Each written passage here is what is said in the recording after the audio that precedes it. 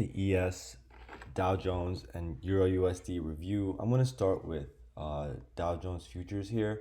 The levels were very precise, although we had a very small range in which we traded on Friday. I would say almost from 46.13 to 45.83. So you're talking about a 35-point range, very small. But we'll get into the details in a few seconds. I want to just go over first where we are on a 4-hour chart. We flagged since the late August for a few weeks until we broke out finally on Thursday, and we haven't back tested it yet. I will take a look at possibly adjusting this flag and seeing if I'm seeing anything different. For example, this right here could be something that is interesting to me. I think the flag could be expanding a little bit, but for now I'm going to stick to this.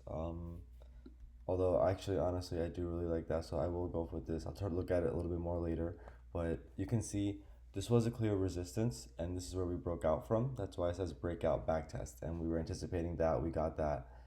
These are the next few levels. The white levels, as always, are the major levels. We needed structure when I posted the levels initially, so let's go to a 15-minute chart and talk about what I was looking for. So, and also the targets you see above are from previous breakouts and flags. So we are creeping up on those targets. I think we should be getting there soon.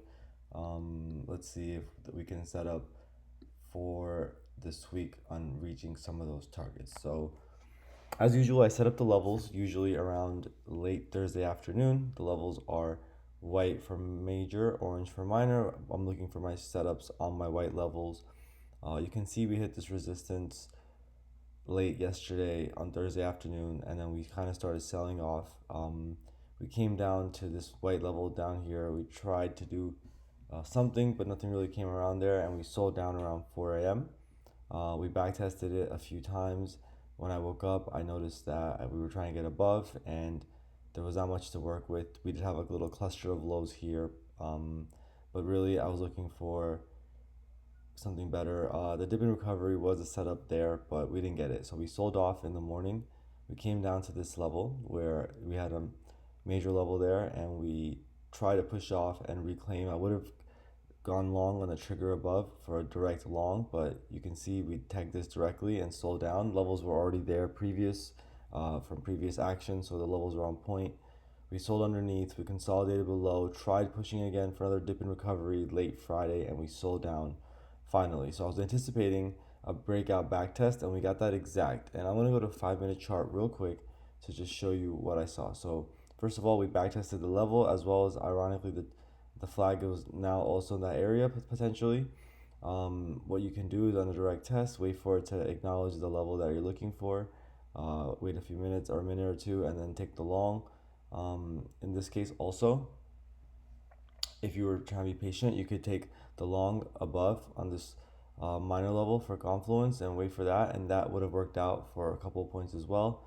However, I did not take anything. I wanted something a little bit more clear, and it was getting late. So now on the open on Dow Jones futures, if we can dip and recover this low that was set, that was at least 10 points, that'd be a great long, especially because this is a breakout back test, maybe as low as this level down here. So we'll see more about that soon.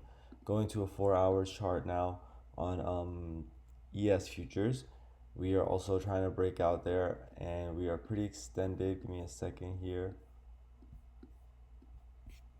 You can see we broke out from this level, back tested it Friday late overnight, and then we're just continuing up. Slow grind, not much to look at here. I did have look for traps below here although we were extended, you never know. That's a lot of times what's happening. So it was a nice setup. We tagged the level below for a confluence, came back up and reclaimed it slowly overnight. When I woke up, there was not much to do. If you wanted to take the reclaim of this level, you could have. I passed on that. Rest of the day was very choppy and not much to do in ES, honestly. We set another low here late in the afternoon, so maybe if we can dip and recover this low, ideally this one, that'd be a great failed breakdown. Otherwise, we'll go back down, testing some of these minor levels, finishing with Euro USD on the local action.